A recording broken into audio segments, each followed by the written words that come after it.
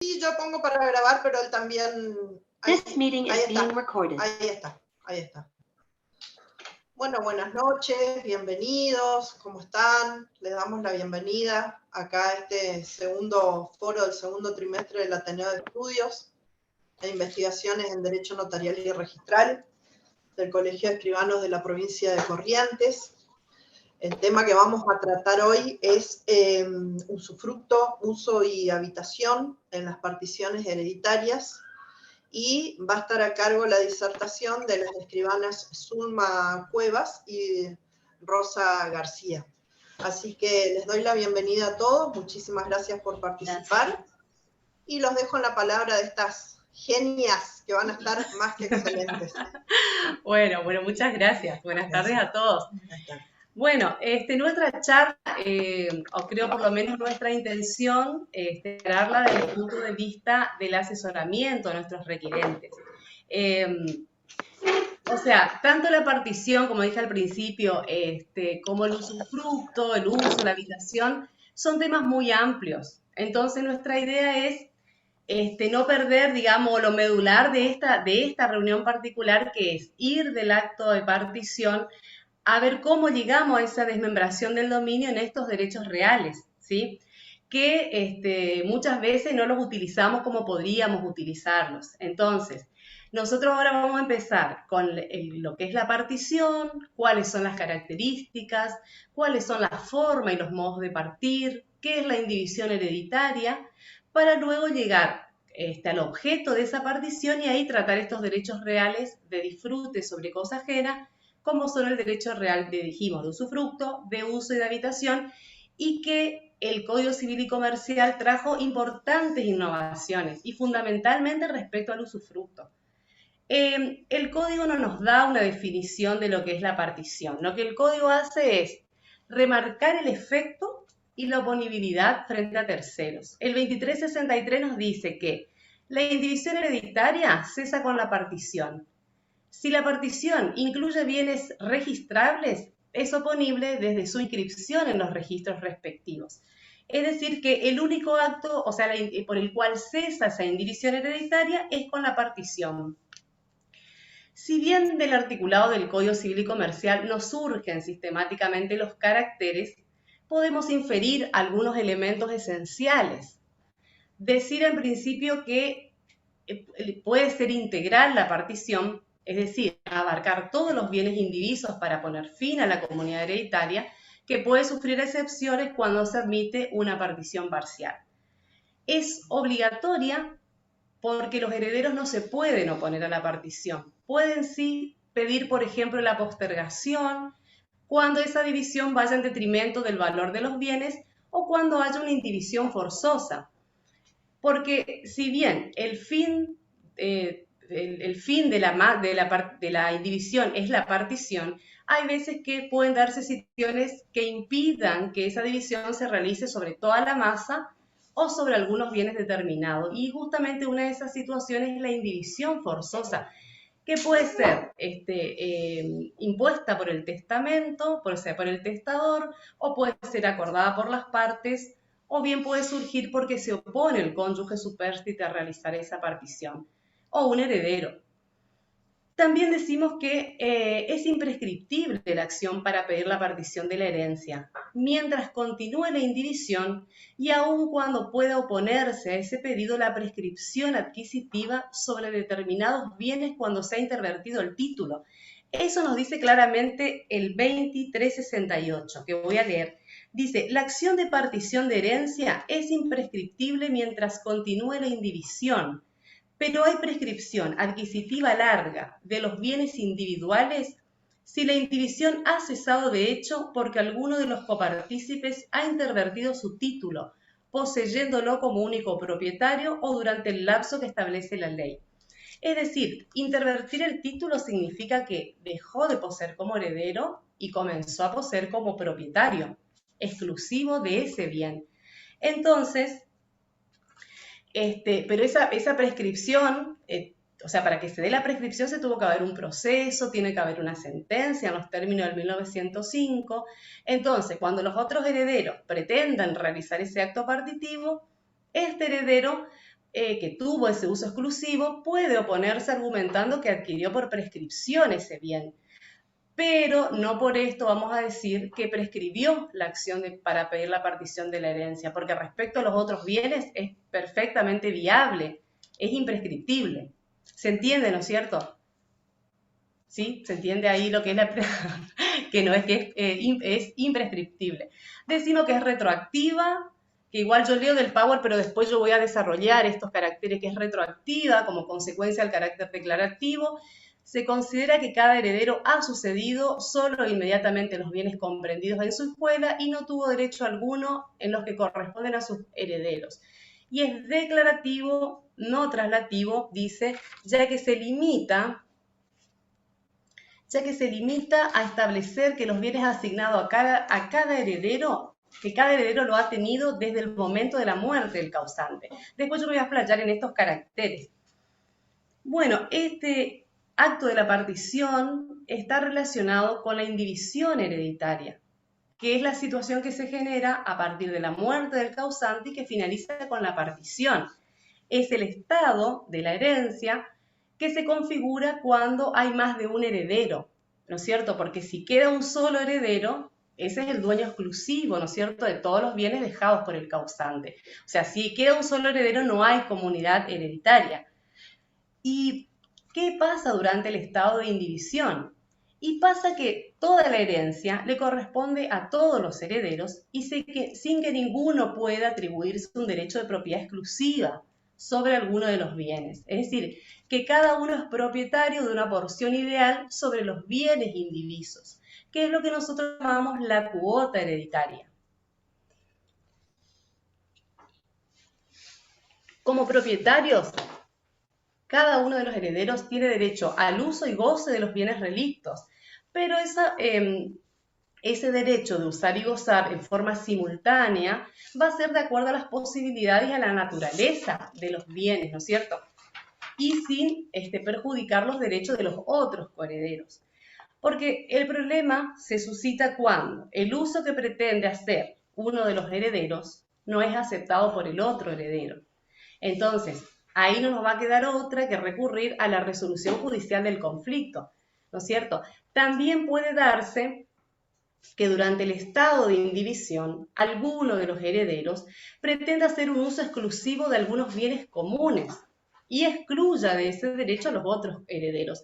En esto que suele suceder cuando fallecen los padres y en la casa paterna queda viviendo un solo heredero. Y bueno, y ahí aparecen los otros, ¿no es cierto? Ahí van a tener que negociar, porque puede ser que los otros herederos nada digan al respecto, y en ese caso, este heredero que hace uso exclusivo no va a deber nada a los otros herederos. Pero también puede suceder que al menos uno manifieste su oposición. Entonces, en estos casos, ese heredero que tiene el uso exclusivo va a tener que hacer saber a los otros que su intención es hacer un uso compartido. Pero esa idea, esa manifestación va a ser atendible en la medida que sea factible ese uso compartido, ¿no es cierto? Porque si no es viable el uso común, o si ese heredero que tiene el uso exclusivo pretende mantener esa exclusividad, y va a deber una compensación a los otros coherederos, a medida que corresponda. Por otro lado, este instituto del acto partitivo está relacionado con la indivisión postcomunitaria, que es la situación en que se halla la masa de los bienes gananciales que se genera desde la disolución del régimen de comunidad y hasta la partición. Este es el caso que se da cuando al cónyuge supérstite le sucede, perdón, al causante le sucede la cónyuge supérstite e hijos del causante. Acá, como dice Sabene, vamos a tener dos masas para partir, dos actos partitivos, que generalmente se suceden simultáneamente. O sea, va a coexistir la indivisión comunitaria con la indivisión postcomunitaria. Es decir, una masa de los bienes gananciales que se va a partir con la cónyuge y los descendientes, y otra masa que se va a repartir entre los hijos del causante, o sea, entre los descendientes. Pero bueno, ¿qué logro yo con la partición? Yo con la partición vengo a convertir mi cuota aparte en bienes materiales, ¿no es cierto? Por lo que cada uno de los herederos o copartícipes, y decimos copartícipe en sentido amplio porque no nos olvidemos que tenemos que incluir a la cónyuge supérstite en la masa de gananciales, cada uno convierte esa cuota parte en uno o bienes, o varios bienes, no decimos solamente cosas, bienes.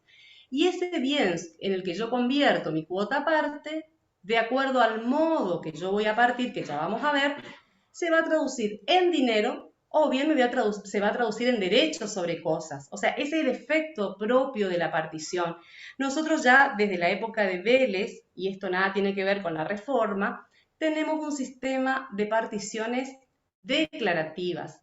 Es decir, que todo lo que yo me adjudique en especie en una partición, se juzgan que son derechos que yo los adquirí desde el momento mismo de la muerte del causante. Y así también lo que se adjudicaron, los bienes o cosas que se adjudicaron los otros herederos, se entiende que nunca me pertenecieron y que yo nunca tuve derecho sobre ellos. Por otro lado, tenemos las formas y los modos de partir. Estos son conceptos que no suelen estar tan claros por ahí en los textos jurídicos, y nosotros cuando hablamos de forma nos estamos refiriendo al conjunto de solemnidades que tenemos que cumplir al realizar el acto partitivo. Y cuando decimos modo, nos estamos refiriendo al acto o a los actos por los cuales yo llego a lograr esa partición, que ya vamos a ver. Con respecto a la forma, hay dos formas incuestionablemente admitidas.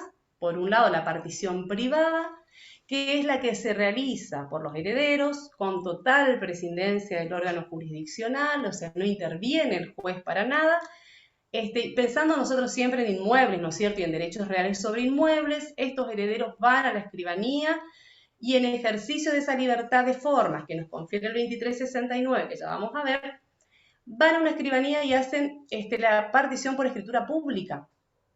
Es una partición incuestionablemente admitida, ¿no es cierto? ¿Y qué nos dice el 2369? Este 2369 establece los requisitos y las condiciones que tienen que darse para que la partición se haga de manera privada. ¿Qué dice este artículo? Que si todos los copartícipes están presentes, son plenamente capaces, pueden hacer la partición en la forma y por el acto que por unanimidad juzguen conveniente.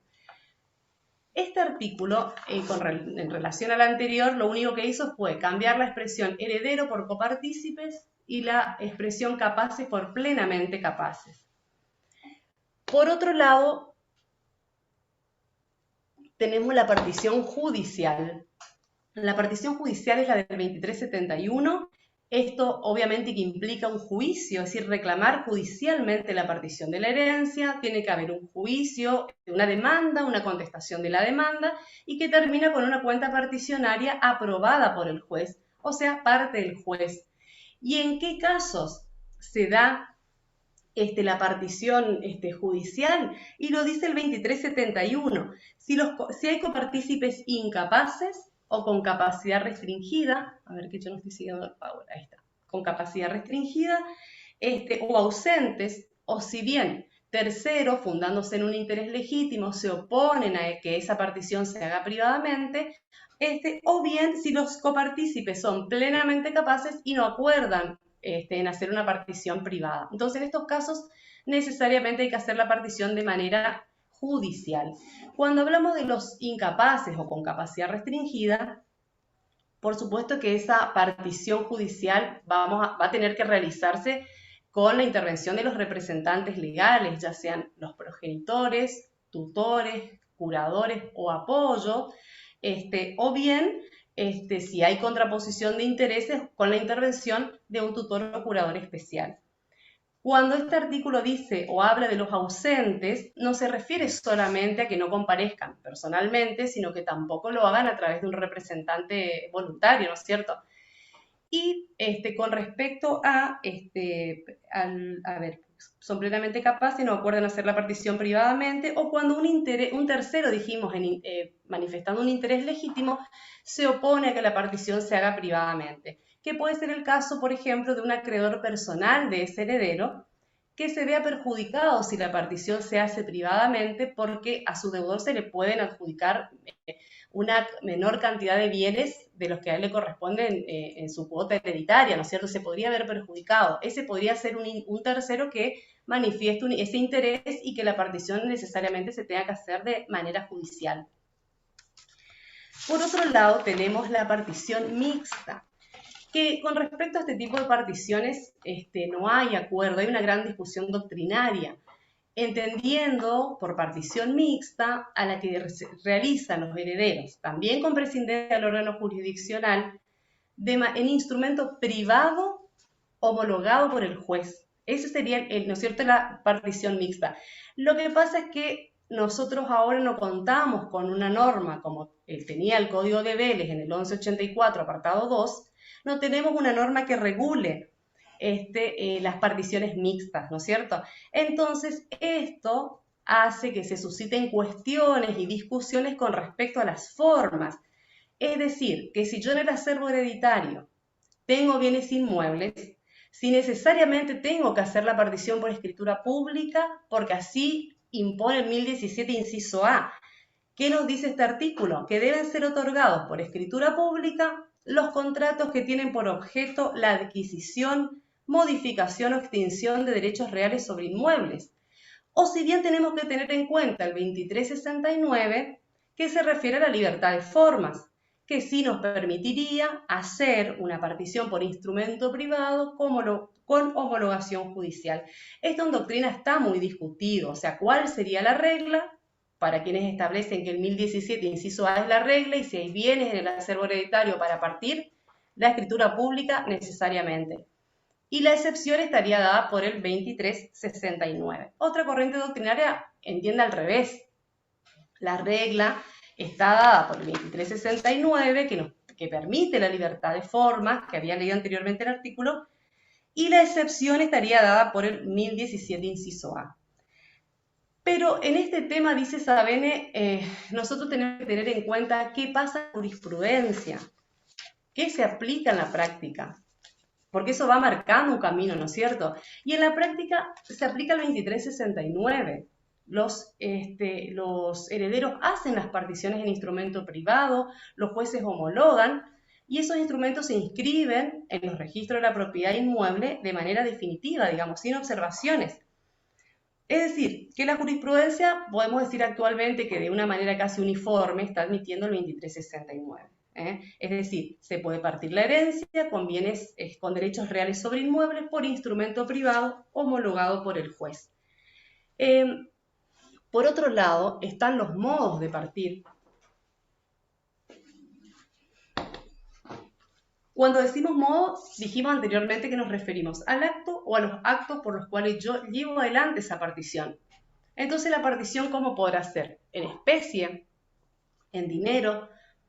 En especie, se concreta en especie cuando la masa se divide en partes materialmente determinadas que representan el interés de los herederos en esa masa.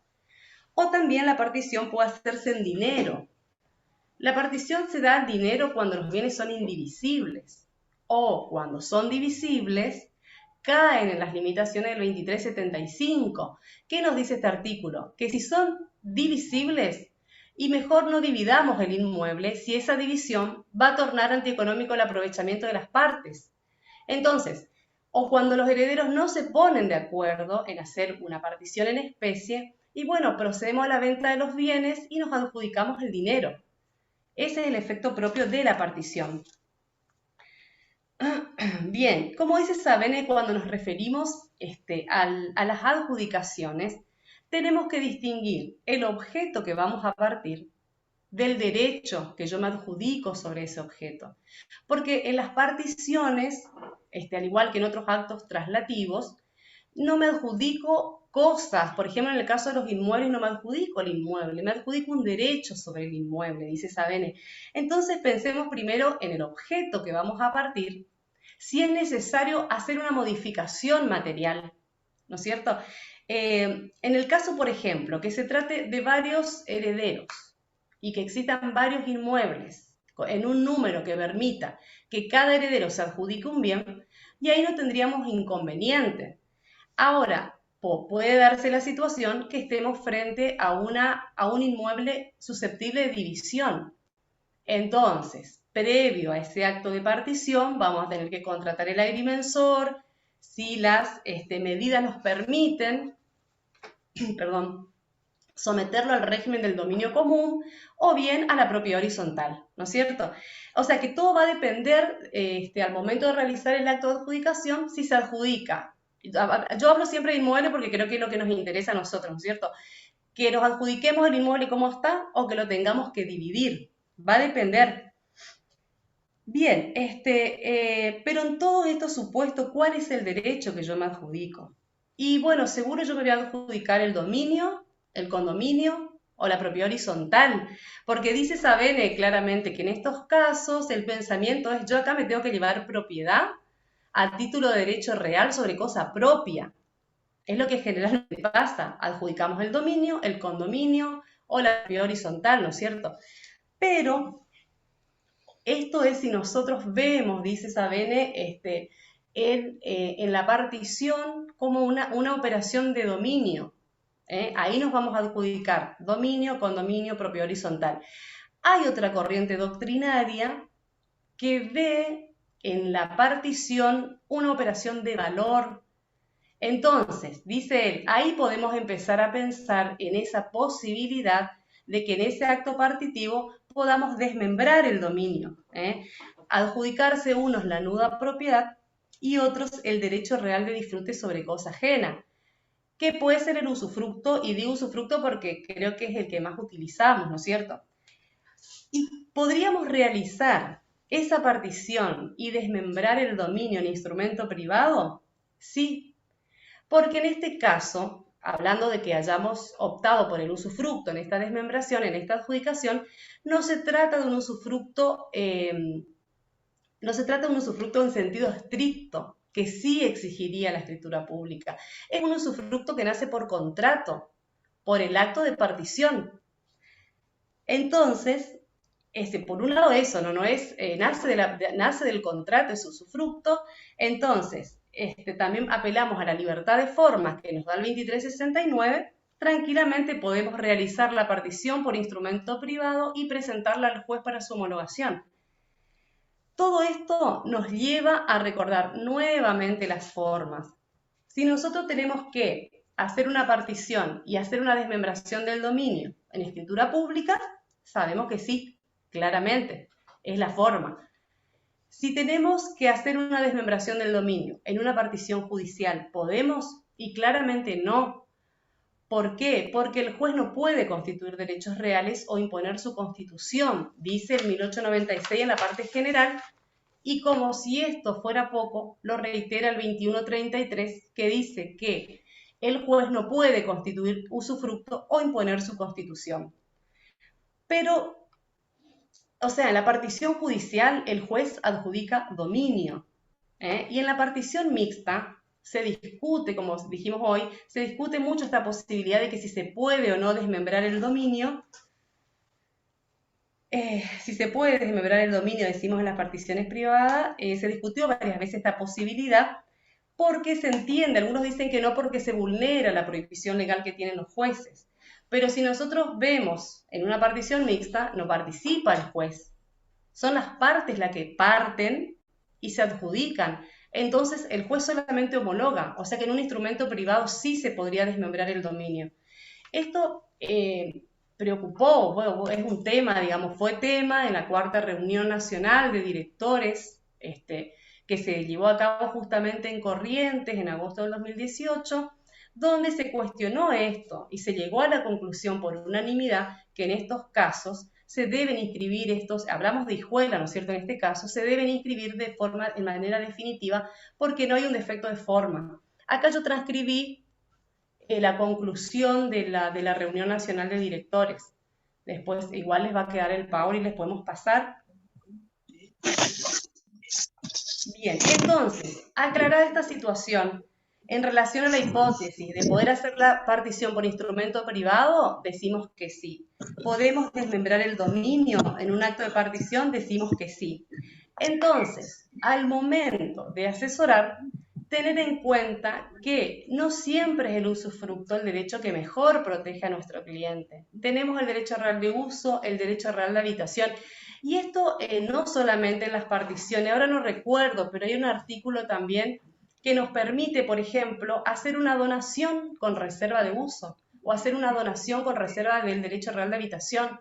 El usufructo es muy utilizado, es lo que más usamos, pero ahora vamos a ver por qué no protege tanto a los clientes. Con la reforma del Código Civil y Comercial nos va a mostrar el por qué podríamos ir optando por otros derechos reales de disfrute sobre cosa ajena.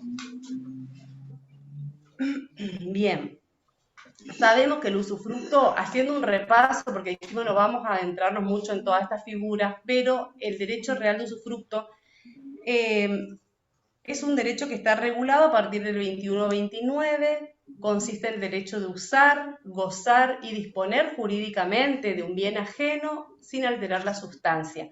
Se altera la sustancia si es una cosa, cuando se modifica su materia, destino, su materia, forma o destino, y si se trata de un derecho cuando se lo menoscaba.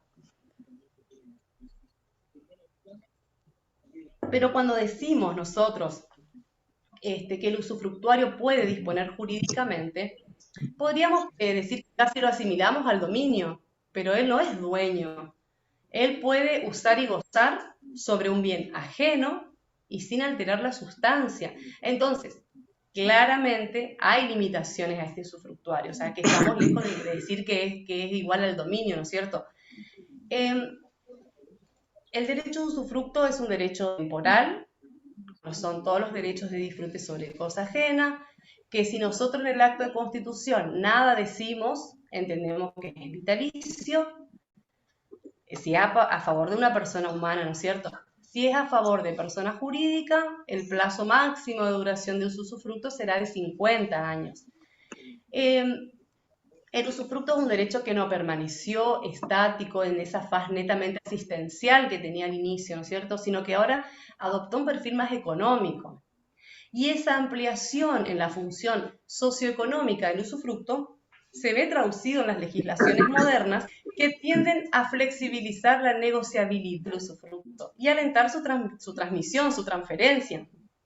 Que si bien nosotros ya en la época de Vélez, los derechos fueron por regla transmisibles. La excepción estaba dada por el derecho real de usufructo, que solamente se permitía su ejercicio como un derecho personal, bajo la órbita de los derechos personales, ¿no es cierto? Pero el Código Civil y Comercial ahora, si bien ratifica la transmisibilidad de los derechos patrimoniales, expresamente ahora permite la transmisión del derecho real de usufructo en sí mismo. Es decir, que se permite la enajenación del derecho real, donde el usufructuario transmite su calidad de usufructuario con todos los derechos, deberes y limitaciones que tiene el usufructuario, y no como un simple derecho personal como lo era en la época de Vélez. La que había sido la postura minoritaria fue la que adoptó el Código Civil y Comercial de la Nación. Pero ahora lo novedoso, lo que vino a producir una importante innovación en el derecho argentino con respecto al usufructo son los artículos 2142, el 2144. ¿Qué dice el 2142? Dice que el usufructuario puede transmitir su derecho y es su propia vida y no la del adquirente y no la del adquirente, es la que determina el límite máximo de duración del usufructo. Que previo a esa transmisión, el adquirente debe prestar garantías suficientes al nudo propietario por la conservación y restitución de los bienes. Que el usufructuario puede constituir derechos reales de servidumbre, anticresis, derechos reales de habitación, de uso y derechos personales de uso, y que en ninguna de estas situaciones el usufructuario se deslinda de responsabilidad frente al nudo propietario. En este artículo hay importantes puntos a considerar, como ser, por ejemplo, el plazo del derecho que se transfiere, la obligación, esta garantía que tiene el tercero que adquiere el derecho real frente al nudo propietario y la responsabilidad que tiene el usufructuario frente al nudo propietario. Con respecto al plazo, es natural que sea la misma vida del usufructuario la que determine el límite máximo. Si yo, por ejemplo, soy dueña de un campo, de un predio, le doy el usufructo a una persona porque la conozco, porque tengo confianza, le doy un usufructo. Esa persona ahora puede ceder ese usufructo a un tercero. Y si este usufructuario tenía, por ejemplo, el usufructo vitalicio y lo transfiere por 10 años, si a los 5 años muere el usufructuario, se extingue el usufructo y la cosa vuelve al nudo propietario. Y esto es por el principio nemo plus iuris, que nadie puede transmitir un derecho ni mejor ni más extenso que el que tiene. Y esto es razonable que sea así, porque si no esa desmembración del dominio sería como indefinida, digamos, si hacemos sucesivas sesiones, va a ser interminable esa desmembración del dominio.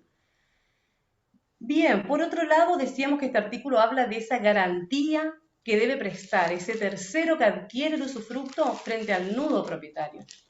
Y esa garantía es obligatoria, salvo que el nudo propietario renuncie expresamente. ¿Y por qué es obligatoria? Y porque el 2142 es categórico y dice debe, ¿no es cierto? Y esto es razonable que sea así porque este usufructuario lo elegí yo, le tengo confianza, le di el usufructo y era a la vez enajena a un tercero que yo no conozco, que no tengo trato, que no sé quién es. Entonces es lógico que me tenga que prestar garantía de la conservación y restitución. El código no dice nada con respecto a qué tipos de garantía. Entonces entendemos que pueden ser reales, personales, a elección del nudo propietario, y que, bueno, si no hay acuerdo será el juez, ¿no es cierto? Bien, entonces, también decimos que se diferencia del caso de la clásica constitución de usufructo del 2139, que ya les voy a decir qué dice, donde el 2139 dice que en el acto de constitución, hablando del usufructo, puede establecerse la obligación previa al ingreso en el uso y goce de otorgar garantía suficiente por la conservación y restitución de los bienes una vez extinguido el usufructo. O sea, esa obligación de prestar garantía aparece como una mera facultad, digamos. Pero el 2142, cuando se trata de ese usufructuario que va a transferir ese derecho real, ese tercero tiene que prestar obligatoriamente una garantía al nudo propietario. Esa garantía que el adquirente debe es dispensable, no por el usufructuario, sí por el nudo propietario. Y el último punto de este artículo habla de la responsabilidad que ese usufructuario conserva frente al nudo propietario. Este usufructuario que transfirió a otro, bueno, sigue siendo responsable frente al nudo propietario. Y acá hay dos posiciones antagónicas, porque algunos autores como Kipper, Mariani de Vidal y Abela dicen que el usufructuario transmitente no se exime de responsabilidades con el nudo propietario porque no se libera cuando constituye un derecho real de uso, como por ejemplo una locación. Entonces se infiere que tampoco debería liberarse cuando enajena el derecho real. Por otro lado lo tenemos al profesor Urbaneja y a Frontini que dicen que si este tercero presta una garantía al nudo propietario, debería tener como consecuencia que este usufructuario se libere de responsabilidad. Pero bueno, estas son teorías. Bueno, por otro lado, lo novedoso, también muy novedoso, que no estaba, insisto, en la regulación anterior, el 2142 que recién hablé, que permite la enajenación del derecho real en sí mismo, y el 2144. El 2144 dice, si el acreedor del usufructuario ejecuta el derecho de usufructo, el adquirente del usufructo debe dar garantía suficiente al nudo propietario de la conservación y restitución de los bienes. O sea, todo esto nos lleva a la conclusión de que el usufructo no solamente se puede embargar, como lo era antes, sino también se puede ejecutar a través de la subasta judicial. En el caso que el usufructuario tenga acreedores, en este caso los acreedores van a tratar de hacer posible la famosa máxima de que el patrimonio es la prenda común de los acreedores y puede darse la situación que dentro de ese patrimonio, del activo de ese patrimonio, nos encontremos con que el deudor es titular de un derecho real de usufructo. Entonces, el acreedor va a buscar satisfacer su crédito, ¿no es cierto?, a partir de allí, y en esta situación se puede solicitar el embargo del usufructo. También puede, cuando ese usufructuario destine ese inmueble, hablamos de inmueble, ¿no es cierto?, en el ejemplo, lo da en locación o lo da en arrendamiento o lo explota, por ejemplo, no sé, a un viñedo, a la plantación de naranja, genera frutos en su usufructo, ese acreedor no va a tener muchos inconvenientes. ¿Por qué? Porque procederá a su embargo y al cobro a partir de los frutos. Pero ¿qué pasa? Puede suceder también de que ese usufructo no genere frutos, ¿no es cierto? Que es el caso en que el usufructuario simplemente habite el inmueble. Entonces, en estos casos, la jurisprudencia ha establecido la imposibilidad de los acreedores de cobrarse a partir del embargo del ejercicio del usufructo en estos casos. Si la cosa no fue dada en arrendamiento, o si está ocupada, o si el usufructuario simplemente vive en el inmueble, entonces, en estos casos, el embargo debería de ser desestimado por falta de asiento sobre el cual recaer.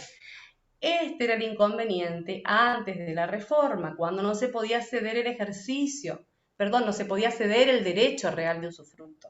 Pero como dijimos, ahora el ordenamiento permite no solamente la cesión del ejercicio, sino también que se pueda ceder el derecho real de usufructo por el usufructuario a un tercero. Es decir, que de esta manera el objeto del embargo, hacerlo efectivo y cobrar sus acreencias, ha hecho un giro importante en favor de los acreedores, ¿no es cierto?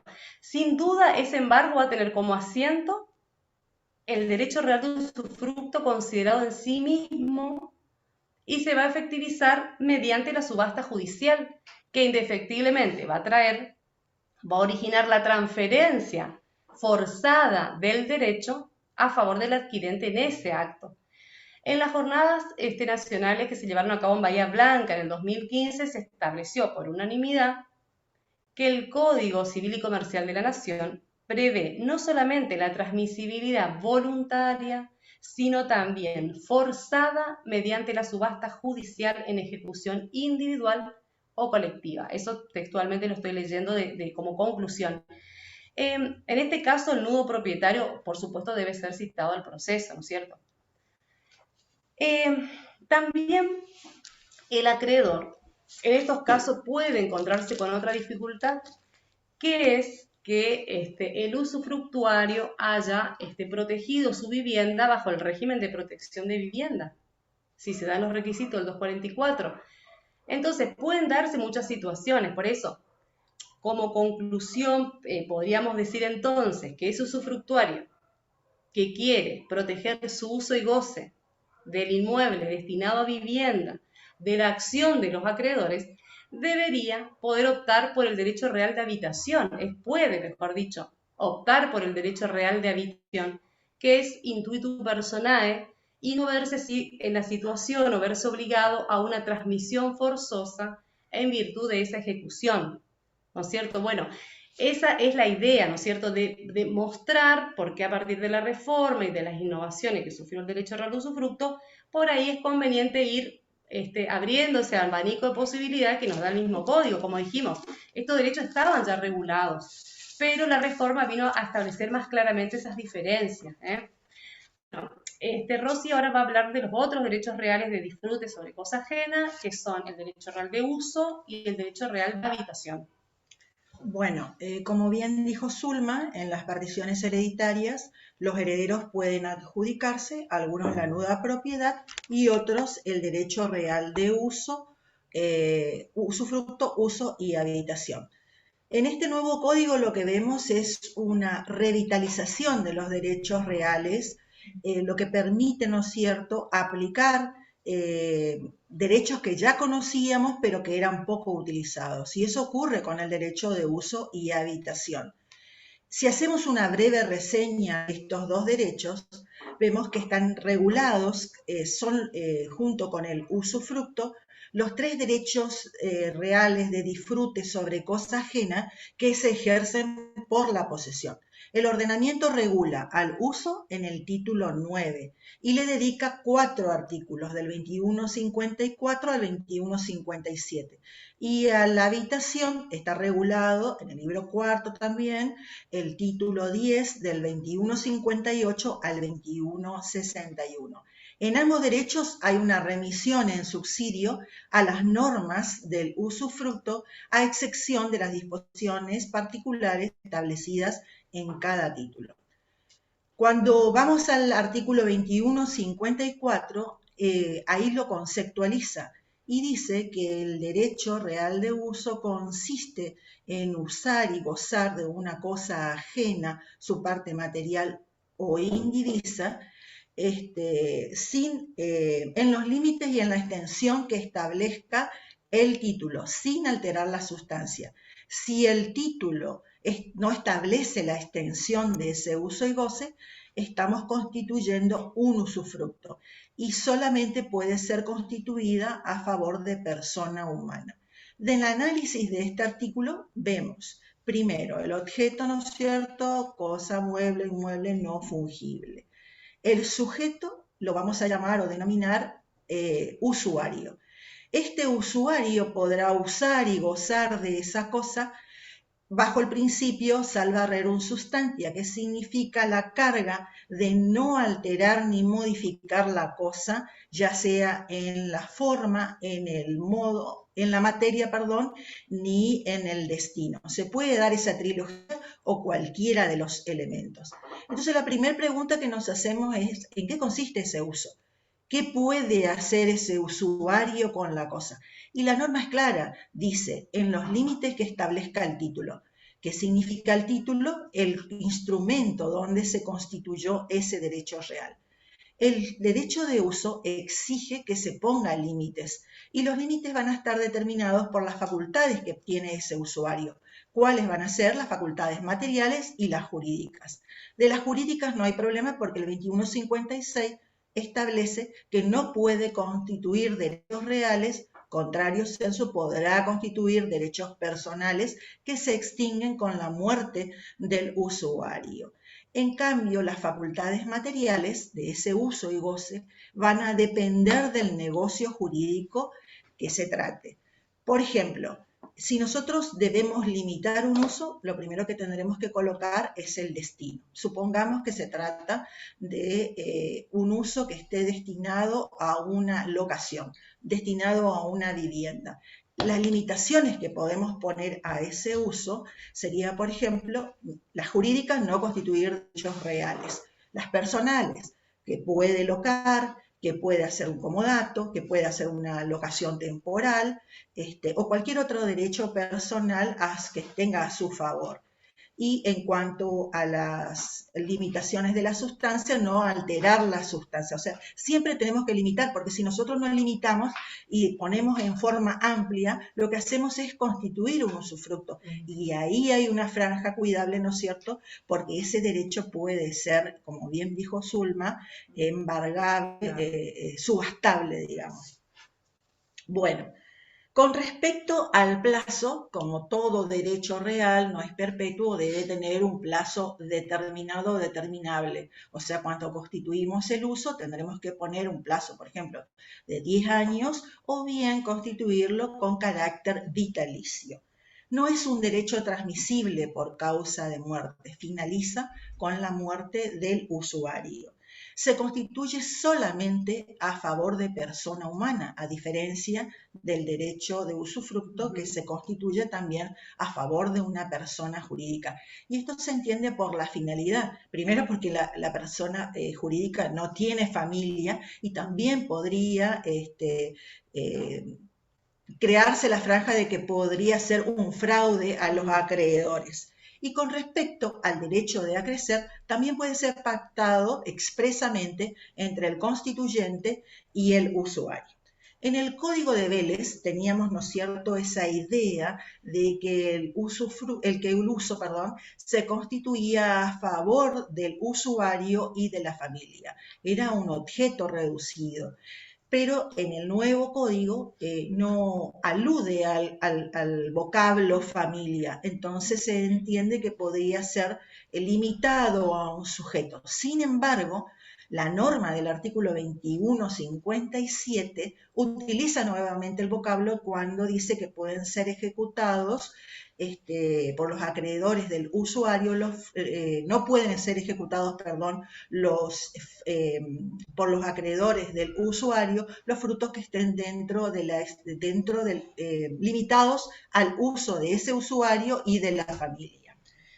Son embargables solamente los frutos teniendo y aplicándole al principio del 743, que son los bienes que constituyen la garantía común de los acreedores. ¿Cuáles son? Los bienes presentes y futuros del deudor constituyen la prenda común de los acreedores. Acto seguido, el 744, en su inciso E, enumera al uso y a la habitación como derechos fuera o excluido de esa garantía, que solamente pueden ser ejecutados en las condiciones establecidas por el 2157. El derecho real de uso no es ejecutable, sí parte de los frutos. ¿Cuáles? Aquellos que excedan las necesidades del usuario y de la familia. En cuanto a los medios de extinción, son los mismos que el derecho de usufructo, se extingue con la muerte del usuario, haya o no cumplidose el plazo o la condición, con el no uso de 10 años, con el desuso involuntario que no extingue, ¿no es cierto?, el derecho ni permite que se lo prolongue, con el uso abusivo o alteración de la sustancia comprobado judicialmente. Y por el otro lado tenemos, ¿no es cierto?, al otro derecho real que es el de la habitación. A medida que vamos avanzando vemos que cada derecho real es más acotado, es más específico y lo define el 2158 cuando dice que consiste en morar un inmueble ajeno construido o una parte material de él sin alterar la sustancia. También solamente puede ser constituido a favor de persona humana. Como vemos, es un instituto que está pensado en la vivienda del que se quiere beneficiar, que en este caso el sujeto se llama habitador, que por las características del derecho es constituido intuite persona. Entonces le está vedado constituir derechos reales y tampoco derechos personales. No es transmisible ni por acto entre vivo, o sea, no lo puede enajenar, ni por causa de muerte. O sea, no puede pasar a sus herederos. Es el único derecho real de disfrute que no puede ser ejecutado ni embargado por los acreedores del habitador. Por lo demás, se rige por las normas del uso y en su defecto por las normas del usufructo. Tenemos que cuáles son los elementos, ¿no es cierto?, o el objeto de este derecho real. Y bueno, ya dijimos, morar, o sea, vivir, habitar, un inmueble ajeno construido. Y acá, en el vocablo construido, tenemos una dificultad terminológica porque la norma no brinda pautas objetivas en cuanto a la determinación, pero se entiende que cuando se habla de construido es una vivienda o una parte de ella que reúna las condiciones de habitación, porque mal podríamos habitar un galpón, una oficina, un garage o un sitio baldío. Sin embargo, esto ha creado doctrina dividida y hay una doctrina minoritaria que dice sí, se puede también habitar en un terreno baldío colocando una carpa o un elemento que no está sujeto al suelo. Pero en realidad estos son elementos que permiten morar y no el objeto del derecho en sí, que es el inmueble.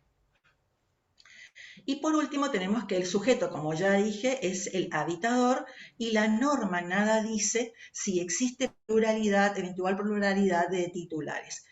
Tiene la obligación el habitador de contribuir con los impuestos, las contribuciones y las reparaciones sobre el inmueble que habita. Y si solamente ocupa una parte material, a prorrata con los demás habitantes.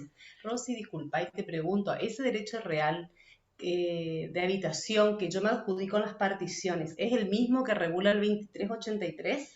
No, porque acá hay que diferenciar.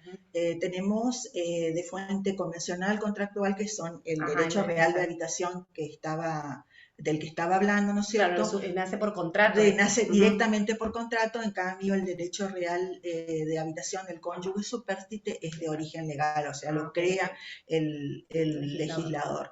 Y haciendo una breve reseña del derecho real de origen legal, podemos decir que simultáneamente, paralelamente, surgen esta figura del derecho real de habitación del cónyuge supérstite, que está en el 2383 del Código Civil y Comercial de la Nación, pero no es una innovación de este Código Civil, ya lo teníamos en el Código de Vélez, solamente que lo que hace el Código Civil es sostenerlo y modificarlo sustancialmente en algunos aspectos, porque por ejemplo, antes necesitaba ser invocado, claro. Ahora es de pleno derecho. Sí. Entonces, si definimos al concepto del cónyuge supérstite, vemos que es el derecho que tiene, ¿no es cierto?, tiene el derecho de constituir derecho real de habitación vitalicio, gratuito, de pleno derecho, sobre un inmueble del causante,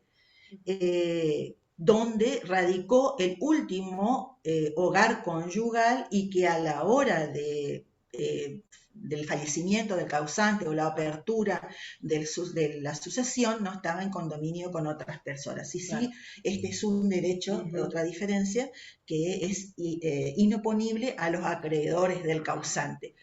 Los elementos vemos revestir la calidad de cónyuge supérstite, que el inmueble sea de titularidad del causante y en este caso ese inmueble no puede estar en condominio con otras personas, porque es algo que fácilmente entendible, porque no podría afectarse derechos de terceros que nada tienen que ver con la comunidad hereditaria. Otro de los caracteres es el requisito fáctico de que constituya el hogar conyugal.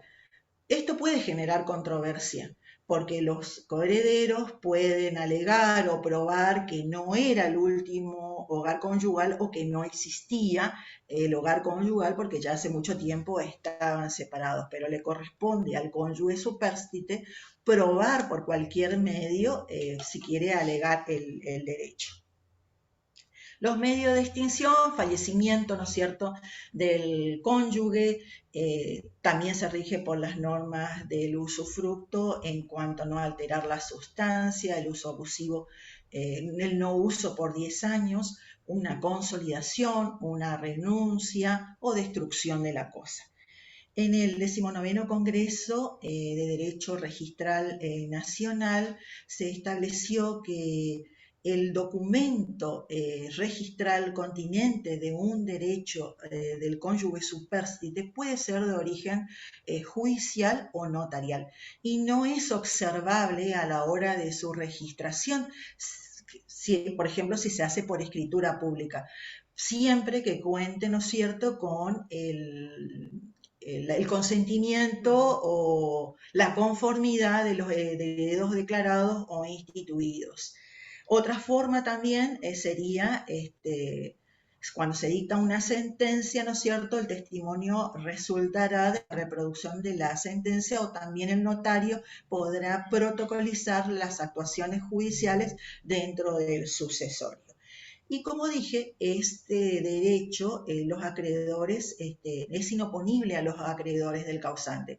Y esto es entendible, porque ¿cuándo nace el derecho del viudo? cuando muere el causante. Cuando nace el derecho del acreedor del causante, es de causa anterior. Entonces, no, sería injusto perjudicar a estos acreedores que quieren cobrar sus acreencias, sus créditos. Por eso es que es inoponible por más que haya alegado el cónyuge. Y otra innovación, algo nuevo, es el del conviviente superstite, que es cuando carece, ¿no es cierto?, de una vivienda propia o no puede acceder a ella, entonces puede invocar este derecho de habitación, pero lo hace por un plazo máximo de 2 años, sobre el inmueble también de titularidad del causante, que no está en condominio, y los medios de extinción de este derecho también serán contraer, por ejemplo, una nueva unión convivencial o contraer matrimonio o acceder a una vivienda o tener el medio suficiente como para acceder.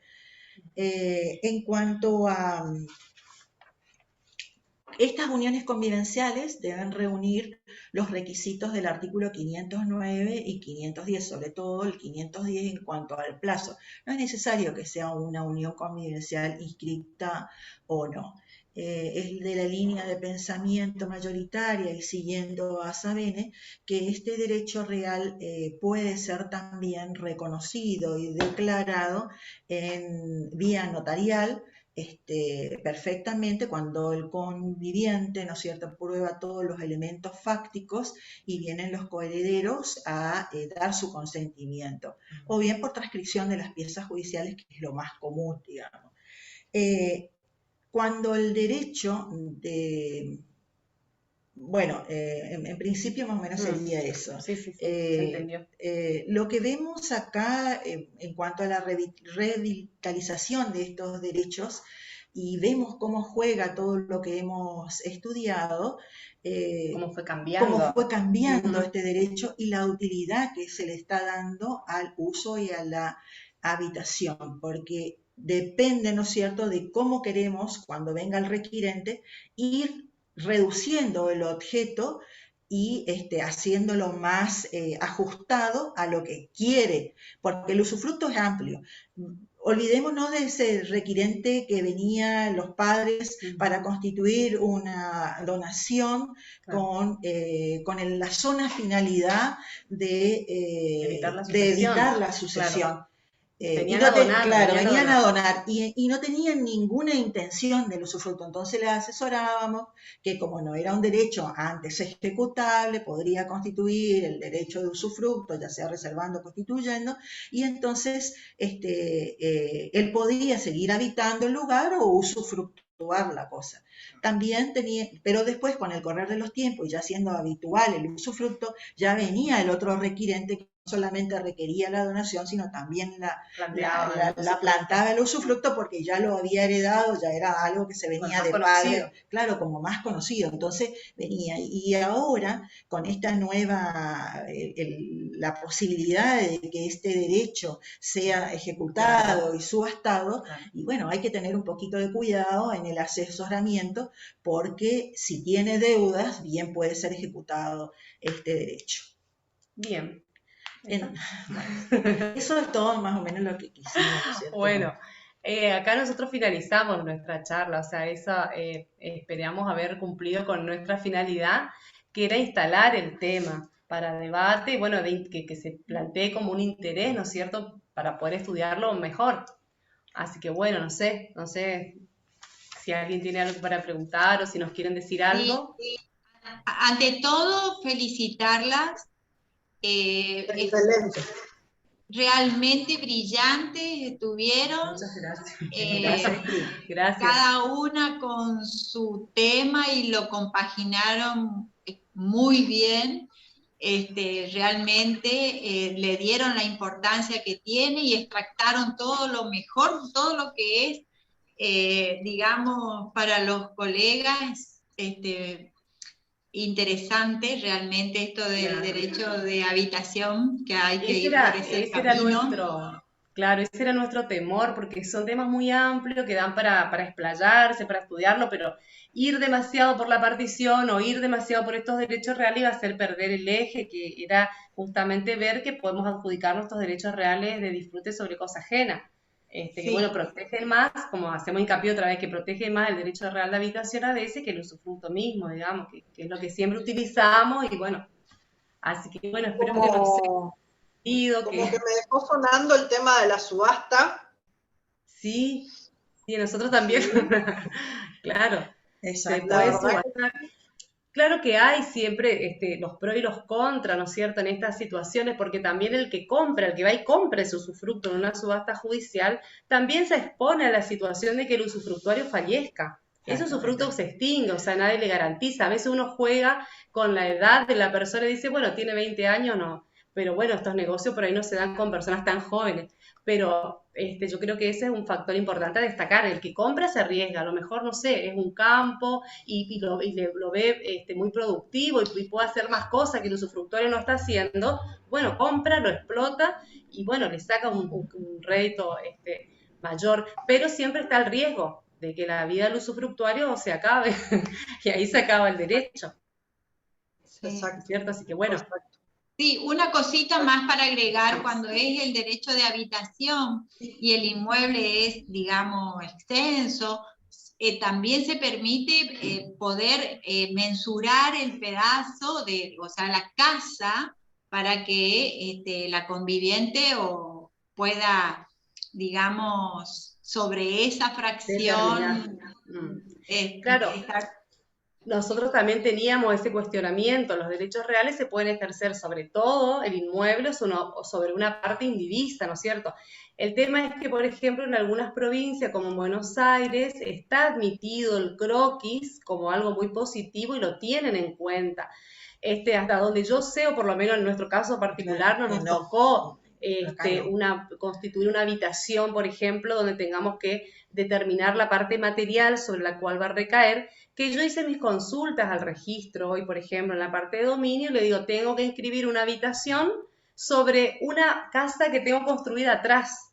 Le digo, ¿qué hago?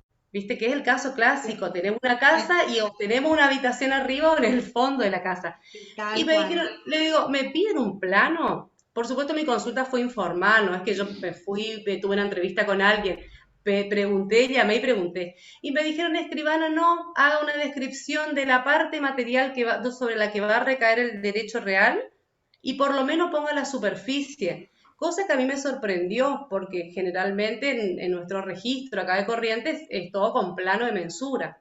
Así que bueno, eso Claro. me quedó un poco, a pesar de que me afirmaron eso, me dijeron en su escritura, describa la parte material sobre la cual va a recaer y por lo menos ponga la superficie sobre la que usted va a Aproximada. constituir. Claro, me llamó la atención, así que bueno, quedó como algo pendiente de ir y buscar otro asesoramiento si realmente va a tener reflejo registral esa escritura donde yo constituyo un usufructo o una habitación sobre una parte determinada y la van a inscribir. O Sí, sea, bueno, concretamente sobre la De igual habitación manera, sería.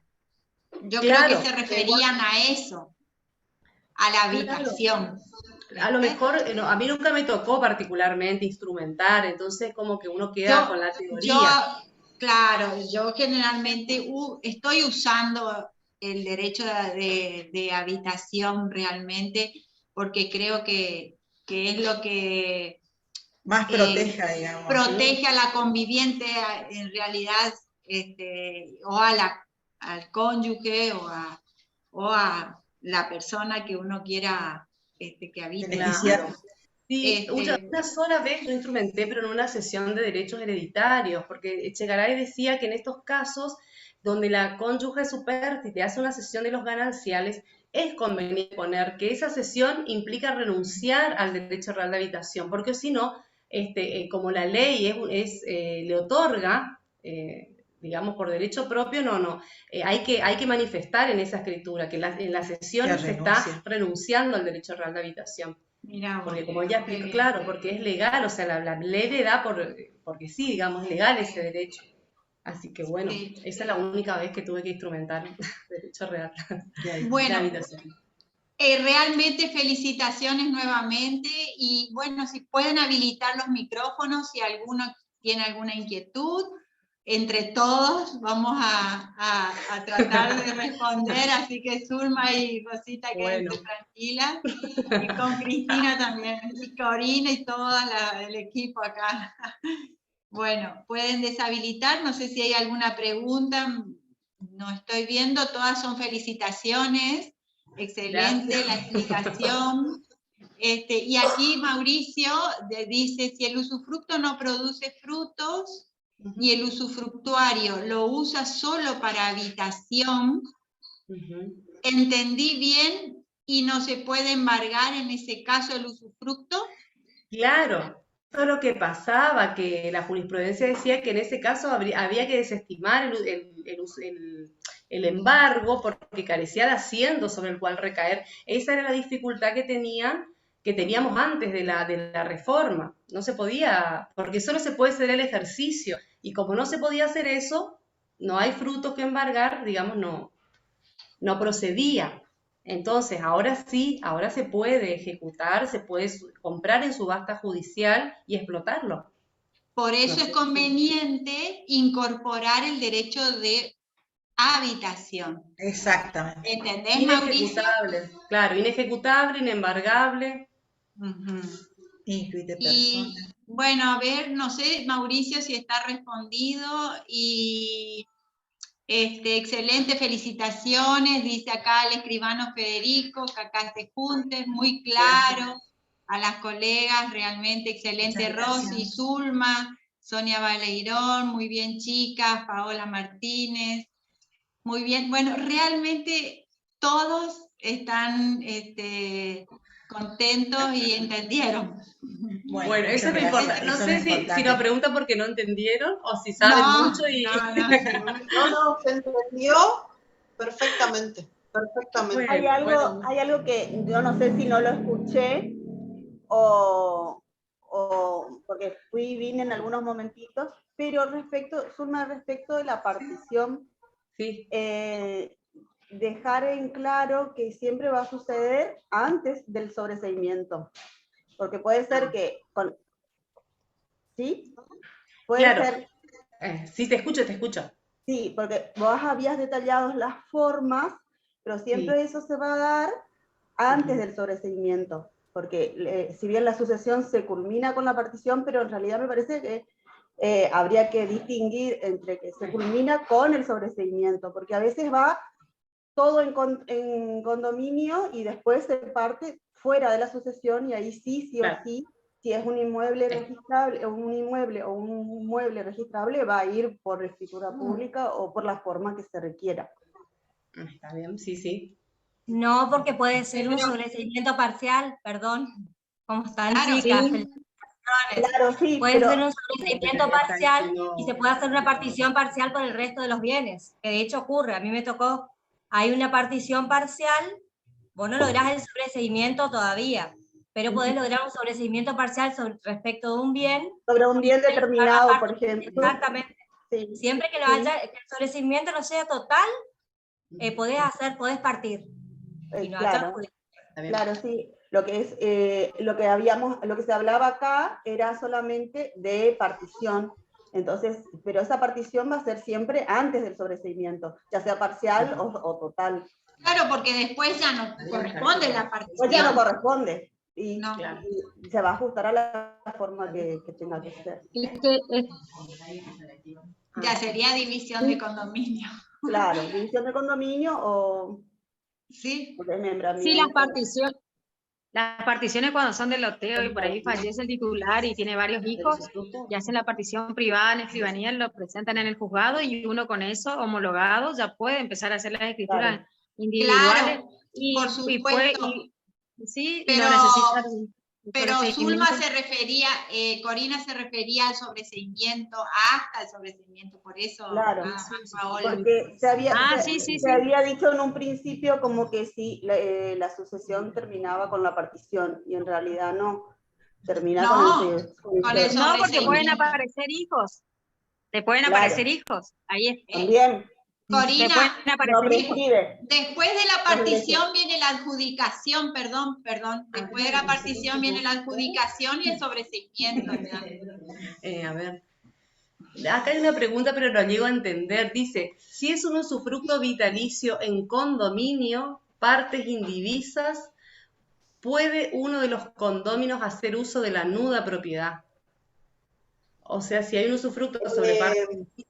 Yo como que entiendo ahí, al menos en el único caso, es que tenga un usufructo que es 50 y 50, pero no, porque son usufructuarios. Nudos propietarios son...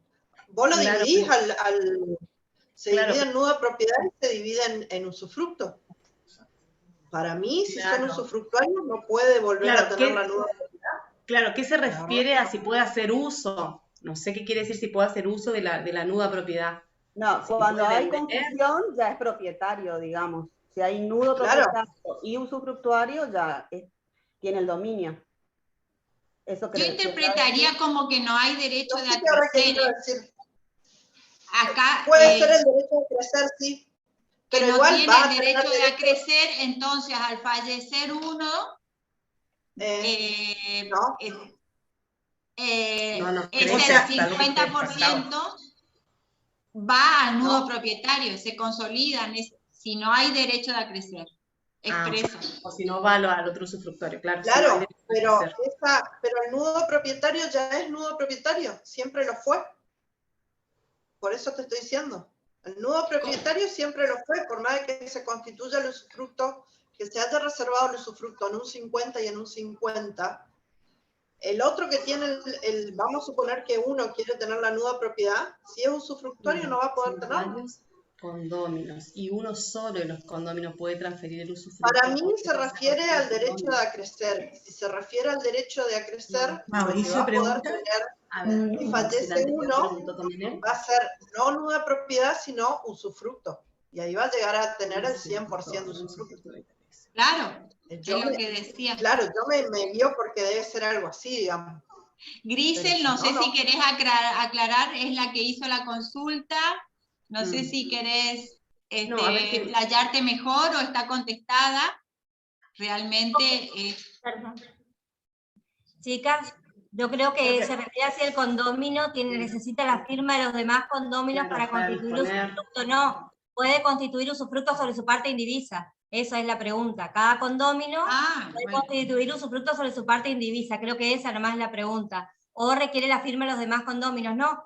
Él, como titular del derecho pleno perfecto, constituye usufructo sobre su porción que tiene dentro del dominio. Puede perfectamente constituir sobre su 1/5 el usufructo vitalicio a favor de alguien. Sí puede. Y ahí contestaste la última que dice, si hay varios condóminos y uno solo de los condóminos puede transferir el usufructo o deben hacerlo todos los condóminos. Contestada la pregunta por Fernando. Ahí está Grisel. O sea, el condomino que no transfirió el usufructo puede usufructuar su parte. Claro. Contestada la pregunta. El problema que tenemos, el único problema que tenemos que todavía no se puede contestar es qué pasa cuando el usufructo afecta a la legítima. Ese es un karma que lo tengo estudiando, porque hay padres que constituyen usufructo a favor de sus hijos, fallecen como nudo propietarios, y el usufructo son las terceras personas, porque ustedes saben que el usufructo se puede constituir en forma onerosa o gratuita. Claro. Entonces, está afectando la legítima de sus herederos, porque esos usufructuarios usan y gozan de la cosa, por ejemplo, un campo, que nos pasó hace muchísimos años, y a veces el usufructuario es casi más jóvenes que los herederos que van a heredarle a este nudo propietario. Entonces el problema es qué pasa con ese usufructo que tiene por muchísimos años cuando afecta a la legítima de los herederos.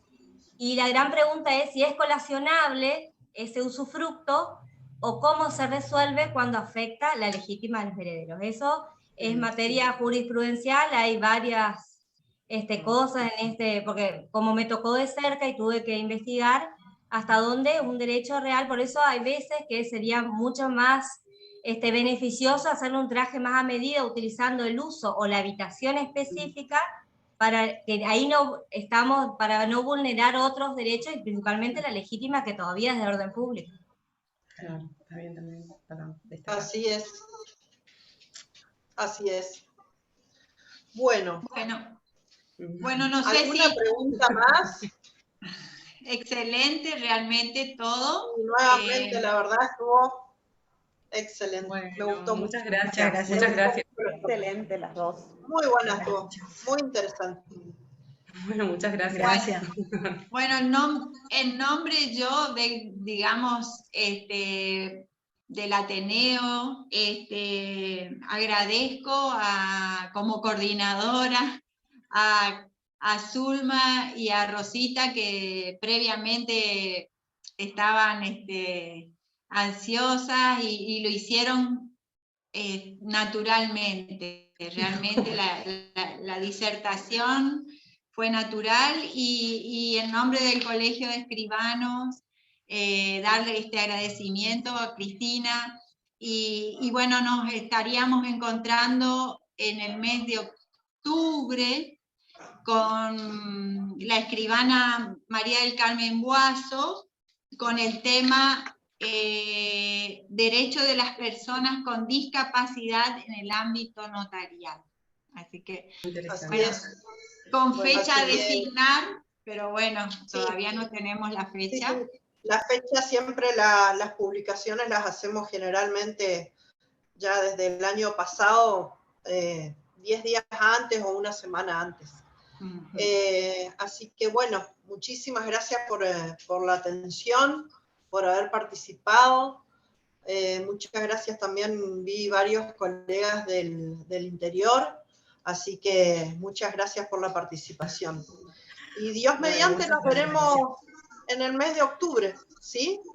Les mando un beso enorme a Zulma y a Rosita, que estuvieron, les repito. Un aplauso, Che. Bueno, muchas gracias, muchas gracias. Muy bien. Bueno, Bueno, nos vemos entonces. Gracias. Nos vemos en el próximo mes. Un beso grande. En el último foro del segundo trimestre. Qué grande, Diana. Chao. Chao, chicas. Excelente. Chao, chao. Gracias. Gracias, Cristian.